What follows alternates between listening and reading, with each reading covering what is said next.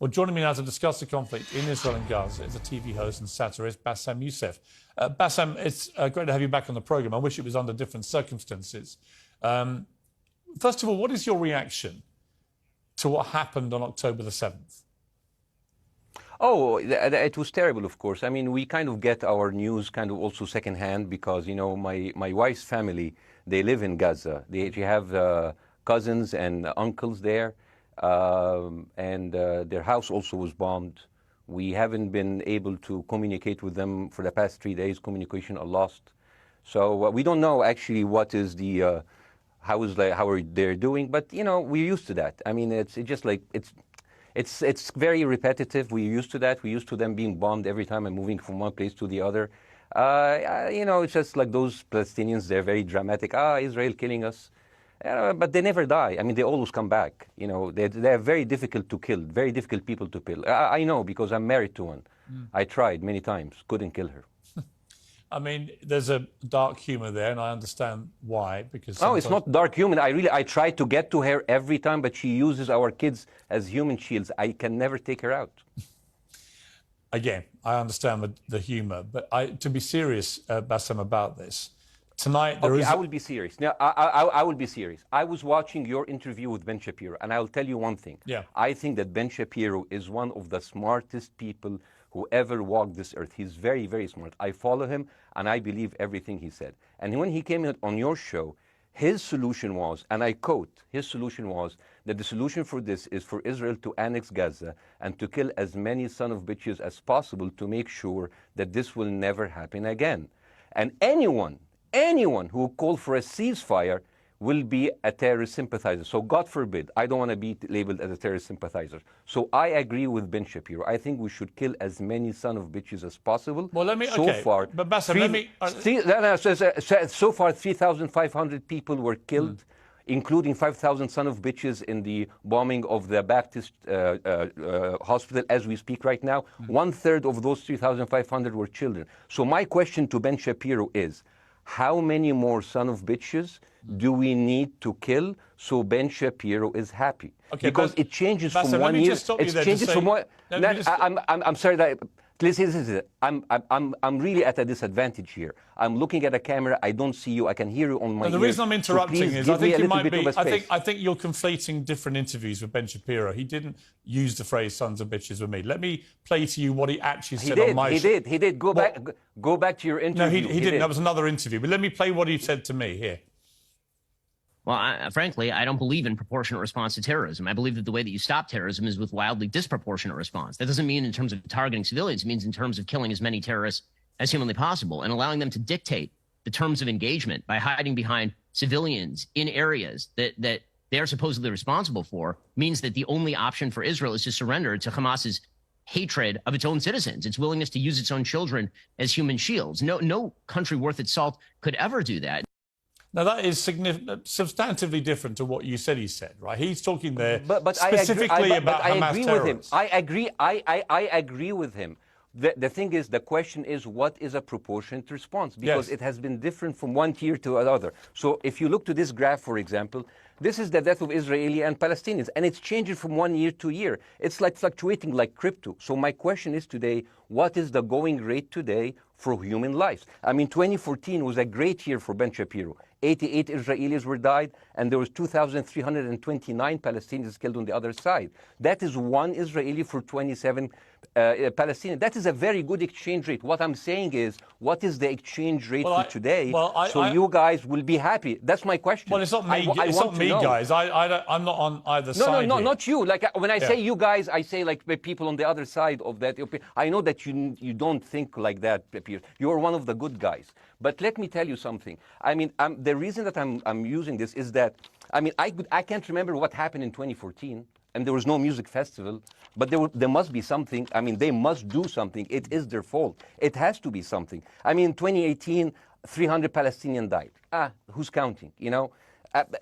So the thing is, what my question is, let's find what is the exchange rate for human life today so we know, expect the future death of Palestinians and will be happy to it. My response to that would be this, Bassem. I've thought carefully about this because I think it's very tricky for people like me to immerse ourselves into a conflict where we're not directly involved. And I thought carefully about what I feel about this. I feel that the scale of what Hamas did on October the 7th supersedes anything else I've seen in this conflict, really ever. The savagery, the butchery, the slaughter of 1,300 people, the shooting of babies, the 100%. Kidnapping of grandmothers and so on. So if we can agree on that, which I think is inarguable, then the question then becomes, again, about proportion. I don't disagree that there's been a lot of bad stuff on both sides going back historically for decades. But if we agree that this was on a different level altogether, quite deliberately by Hamas, designed to provoke... No, here's my question. Let me ask you a question. And the question, because you raised it earlier about proportion. I honestly don't know what the proportionate response is. I honestly don't. I don't. I've been watching the airstrikes this week thinking... So what's your question? Well, I would ask you, if you were Israel, what would you... If I was Israel? If you were Israel and that had happened to you, what would you think would be the appropriate way for the country to respond? I would do exactly like Israel did, kill as many people as possible, since the world is letting me do it. I mean, I can do it because I can, you know. But the thing is, you know what? I agree with you. And you know what? I'm going to be even ahead of you, because I see the question coming. Do you condemn Hamas for the atrocity? Yes, I condemn Hamas. I condemn Hamas. I condemn Hamas is the source of all evil. They're a reason for everything. And you know what? Let's, for a minute, imagine a world without Hamas. Right. What will this world look like? Let's give this word a name, and let's name this word the West Bank. Hamas has absolutely no control in the West Bank, and since the beginning of this year, only through August, 37 Palestinian kids were killed. No music festival, no paragliding, no Hamas. Since the occupation of the West Bank, 7,000 Palestinians were killed. No music festival, no paragliding, no Hamas. I can go on and on and on and on. No, but you don't need to, because in a way you're preaching to the choir. I've followed this crisis. Oh no, you're not preaching. So the thing is, like, in the sense that I know that what you're saying has validity. Of course, Piers. By the way, Piers. I am at a disadvantage here. I can hear you. I cannot see you. I am in a claustrophobic room, and so please cut me some slack and don't interrupt me and interrupt my points. Sure. So, because this has to be fair. Understand. Because if you want to only hear your opinion, I can just condemn Hamas and go home. I can do that. So, do you want to do that, or do you have a much more nuanced conversation? No, I absolutely want to have a nuanced conversation. I wasn't aware I was interrupting you. I thought I was letting you speak. Amazing. So let's. I mean, I would say I really applaud Israel for doing one thing that no military force in the world does. Because I heard Ben Shapiro and I heard Ron DeSantis, and they said Israel is the only military force in the world that warns civilians before bombing them. I mean, how fucking cute. That is so nice of them. Because with this logic, if Russian troops started warning Ukrainians before bombing their houses, we're cool with Putin, right? I mean, okay, Habibi, you have warned them, go invade. It's fine. You have done your job. I mean, the thing is, and I understand, and I also heard Ben Shapiro talking about Human Shield. So you remember my wife's family, they live in Gaza. So I asked them, I told them, when Israel gives you the nice warning, the cute warning, does Hamas force you to stay in your home so you can be bombed and use as human shield? You know what, Hassan here, my wife's cousin, he's a loser, you know. He told me, you know, when I asked him, does that happen? He told me, no. The lying son of a bitch lied to me. I told him, you don't understand. Ben Shapiro and Ron DeSantis keep saying that Israel warned you and Hamas asked you to stay put. So I told you, he's a loser. He never kept a job. He even failed in all of the interviews to become like a human shield. I would believe Ben Shapiro. Let me ask you this, Bassem. So let's go with that. No. Let me ask you At some point, I must be able to ask you questions. It's not a monologue for you, Bassem. If we agree that for the 14,000 casualties, I mean, who's counting, our human shield, does that mean that every single one of those civilians was standing, obscuring a military target behind them? Because that's a lot of weapons. I mean, Hamas is packing. No, of course it doesn't.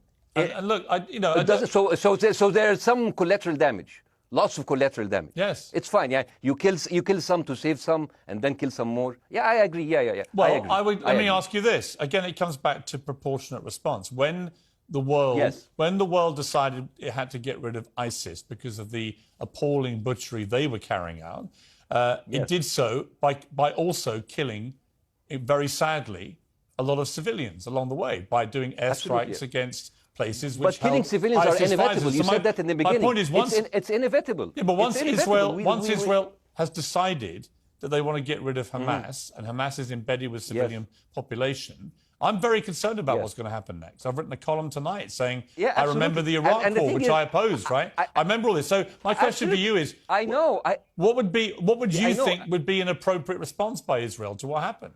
Well, these are years of disproportionate responses of Israel. Right. Did it solve the solution? Did it solve the problem? Did it work before, so it will work? What will be the surprise this time? What will be the twist that will make this work this time? What will be different this time? Seriously, I mean, like, this is only the last 15 years. I mean, because it's too many papers. I just got this. But how will this be different? And the thing is, I am so glad in the introduction that you mentioned the Iraq War. I applaud you, Piers, for saying that, because you were honest about it.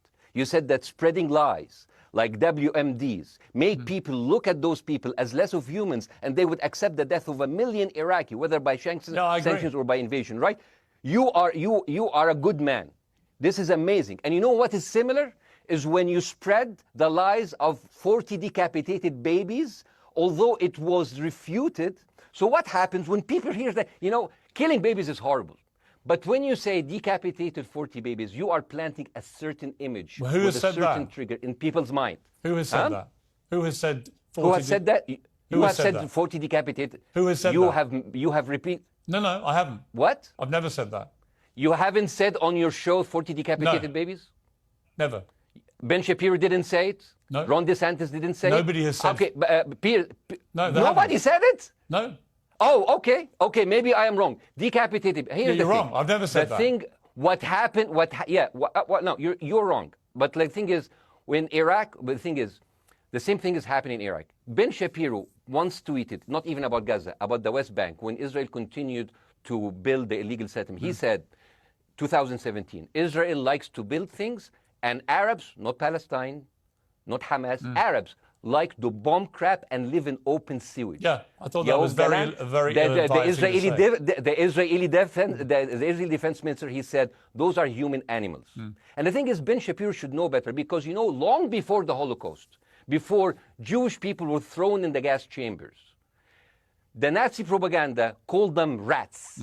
Now, as a human being, I will never accept that another human being being thrown into a gas chamber, but a rat, kill 10, kill 1,000, 3,500. They are son of a bitch. They are human animals who live in open sewage and decapitate babies. And because of that propaganda, Mr. Morgan, that guy in Illinois, the 71-years-old guy, he killed, stabbing the 6-year-old Palestinian kid in Illinois 26 times. And he used to play with him. They used to be friends. But he went in, marching into their apartment, stabbing his mother and killing him, shouting, all Muslims could die. Yeah. It took you 80 years to change one word from Jewish to Muslim.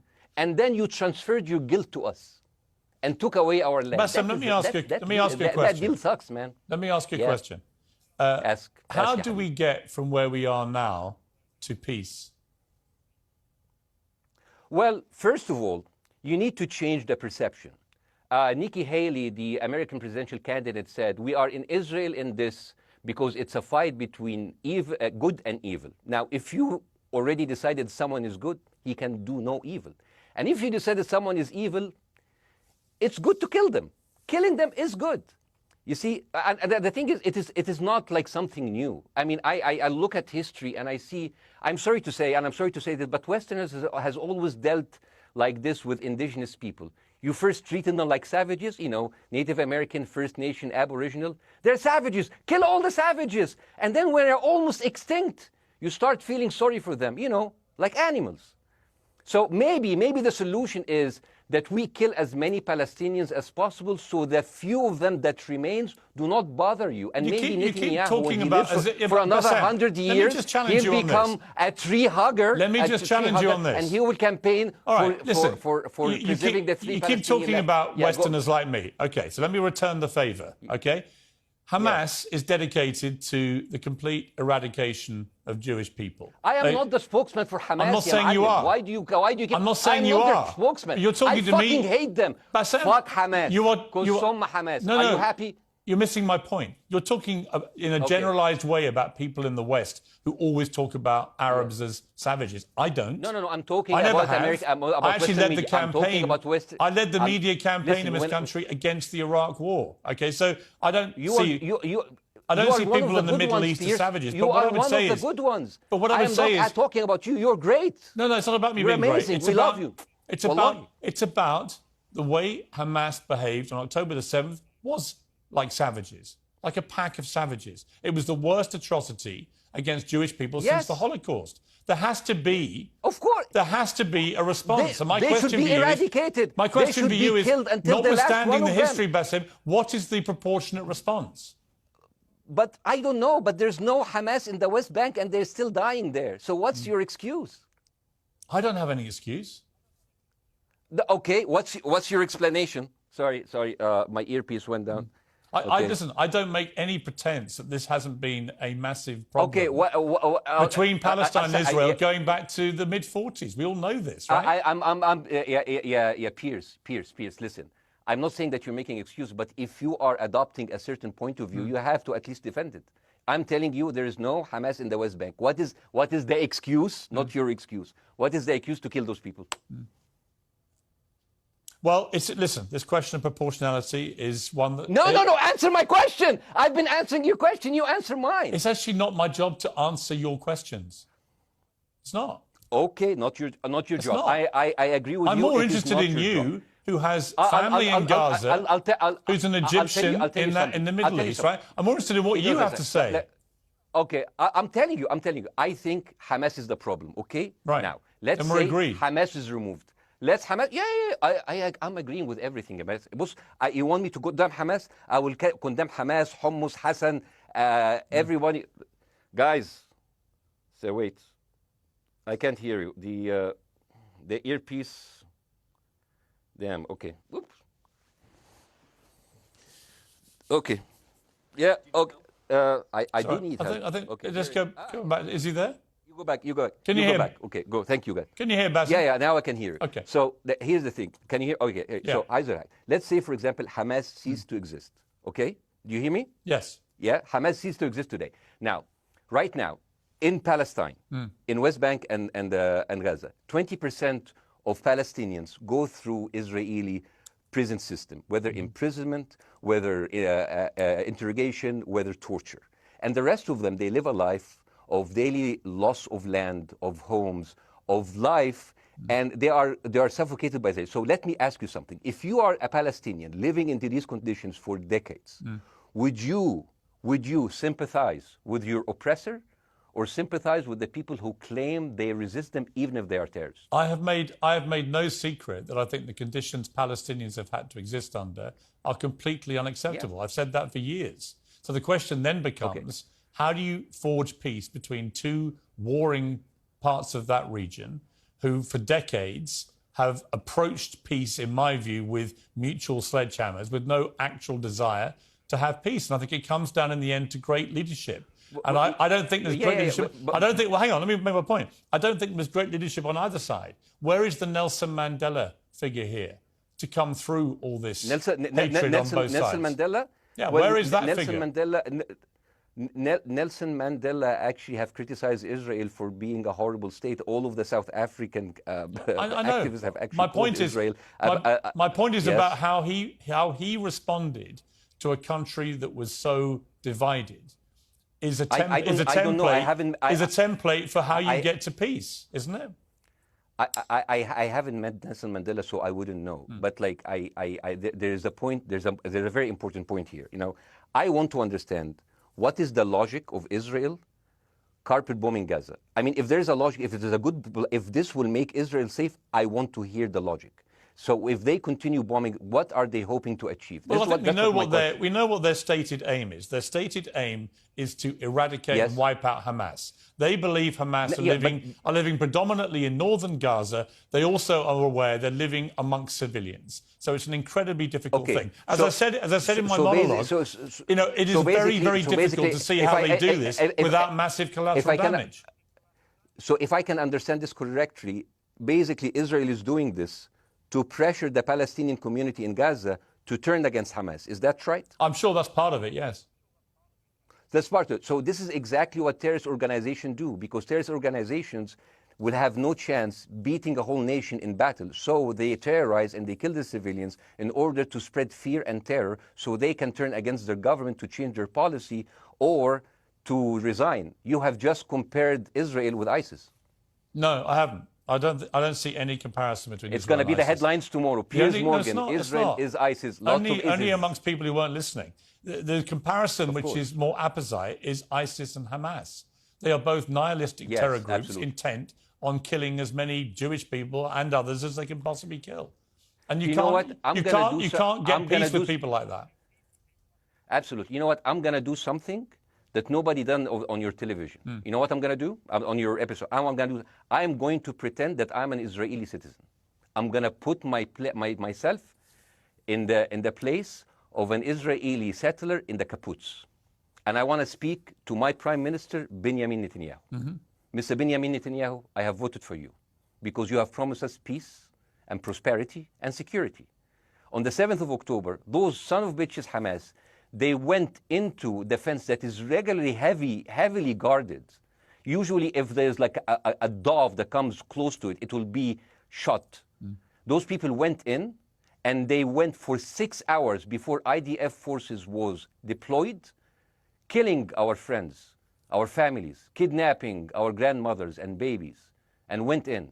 I want to ask you, Mr. Prime Minister, after you have fractured the Israeli community and you have fucked our courts, our Supreme Courts, what are you doing with the money being given to you, to the United States? Also, you are carpet bombing Gaza with absolutely no regard to our hostages, our people. I heard a rumor in the kibbutz that you're doing that you let that happen as an excuse to carpet bomb Gaza, so you push them into Sinai. And I didn't believe it. It's like, not my prime minister. He can never do that. And then I watched an interview for Danny Ayalon. He was your chief advisor. He was also the Israeli ambassador to the United States. And you know what he said, Mr. Prime Minister? He said that the solution for those Palestinians is to go into a vast land of Sinai and live into tent cities temporarily, temporarily, wink wink, until we build Gaza again, and then we invite you back. يعني عبط احنا بقى. يعني فاهمني؟ أصل we've seen this movie before. So يعني, and when I saw this, I couldn't explain to my fellows in the kibbutz, how come our Israeli government is trading human lives for another piece of land? So as an Israeli citizen, I need to hold my Israeli government accountable. And as an American citizen, I want to know all of these money that we are giving to Israel. We're giving them $4 billion every year. Joe Biden said it's the best investment America ever done. Well, if I am in the place of Joe Biden, I would say, sorry, don't speak. I would say, if I was Joe Biden, I would go down and whisper in the ears of Netanyahu and tell them, I hate bad investments. They haunt me, like Littlefinger in Game of Thrones. But the thing is, this is the problem. Israel always victimizes itself, and I have never seen a victim putting their oppressor under siege and bombing them 24/7. Israel wants you to believe that they are the victim. Dealing with Israel is so difficult. It's like being in a relationship with a narcissistic psychopath. He fucks you up, and then he makes you think it's your fault. All right, you Bassem, look at Israel as Superman, but they're really Homelander. Wallahi, they are shooting Bassem, fish in a barrel, and they are annoyed with the splashes. Bassem, I want to say two things. One, if you could just slightly manage your language. We are uncensored, but if you keep swearing... I'm very sorry. We have to apologise to viewers who may be offended by that. I apologize. But I understand passions run high, so let's not get too bogged down about the odd swear word. I apologize to the viewers. I apologize to the viewers for my language. My second question is this. After the sight of dead civilians. After the break, we have the managing director of the Daily Wire, which is Ben Shapiro's company. We were going to interview him on his own, but he's happy to come on and talk with you directly if you are prepared to stay. Well, of course, I can stay, but again, I am... I am in a disadvantage, and I would like to have my space to respond. Okay, we'll come back after the break. Because here's the thing. There's Bassem, two things we've I want got to go to a before, break. all right? When we come back from the break, we'll be you and Jeremy Boring from the Daily Wire. I have news. We're taking a short break, Bassem. I'll be back. Welcome back to Uncensored. For more on the situation in Israel, I'm joined now by the CEO and co-founder of the Daily Wire, Ben Shapiro's partner, Jeremy Boring. Jeremy, thank you very much indeed for joining me. I'm sorry we demoted you earlier to mere MD. You are the CEO and co-founder. You know Ben Shapiro better than anyone, really. I did a big interview with Ben, obviously, the other night, which went around the world and has sparked a big reaction, including from our guest, Bassem Youssef, who's still with us. First of all, you've been listening to Bassem and what he's been saying. What's your response? Well, first of all, I make it a point not to speak for Ben Shapiro. He's got a 20 IQ points on me and speaks for a living professionally, so he's much better prepared to defend himself. But as his business partner, as his best friend, I do feel like I have to respond to the things that Bassem was just saying. First of all, the question of how many sons of bitches have to be killed in order to end this conflict, I suppose that the answer is as many of them as it takes. That doesn't mean that I or Ben or any decent person in their right mind is happy with the killing of civilians. I posted at the very beginning of this conflict that a woman or a child blown apart in Gaza is just as tragic as a Jewish baby killed in one of the settlements. That doesn't mean that Israel's actions and the actions of Hamas are morally equivalent. You know, the tragedy is the tragedy, but the moral equivalency is nonsense. If you entered Israel with the express purpose of targeting and murdering civilians with your own hands in cold blood, that is not comparable to Israel bombing targets in the Gaza Strip and killing civilians as a terrible, tragic consequence. War is terrible. War is an awful thing. That's why decent people don't lightly engage in war, and why Hamas should not have incited this war. You know, we can talk about the history of the Israeli conflict. I'm not a professional political commentator. I'm a CEO. I'm a screenwriter, and I'm certainly not Ben Shapiro. I'm not here to discuss the history of the Israeli-Palestinian conflict, but we all saw what happened on October 7th. And the idea that Israel was not going to react severely to that, or that Israel should not react severely to that, is ludicrous. And the Jeremy, idea that Ben Shapiro should be a moderating voice, that Ben Shapiro should be, saying, no, Israel should not respond in this situation, that's nonsense. Let me ask you, though, Jeremy, the question which I think is the big question. What is a proportionate response to that outrage on October the 7th, which is the worst attack on Jewish people since the Holocaust? What is proportionate? If it's true, as reports are suggesting tonight, that there may have been a hospital hit by an Israeli strike and up to 500 people or more have died, that would seem to me, if that is verified, and it's not verified yet, you know, we don't know exactly what has happened other than there's been a hit on this hospital. But if that is verified to have been an Israeli strike, that will strike many people as disproportionate. Certainly. Well, first of all, I don't know what a proportionate response is or why we would want it.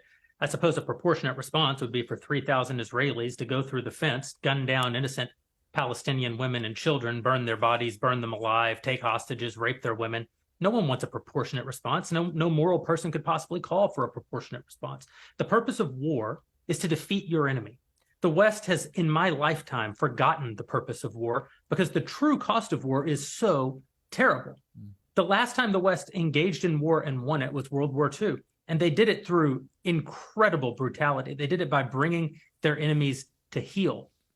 That's not a thing to rah-rah about. That's not a thing to look forward to. As I said, all decent people should avoid war. But I think the sort of lie of the post-World War II, the post-war consensus lie, is that somehow war in which you kill a bunch of people and don't secure victory is morally superior to war where you do secure victory. I would say that the only way to morally justify a war is to win it. Otherwise, the very argument that brought you into the war, this enemy must be defeated, ends up being proven a lie. I mean, Afghanistan, I think America had every right to go into Afghanistan.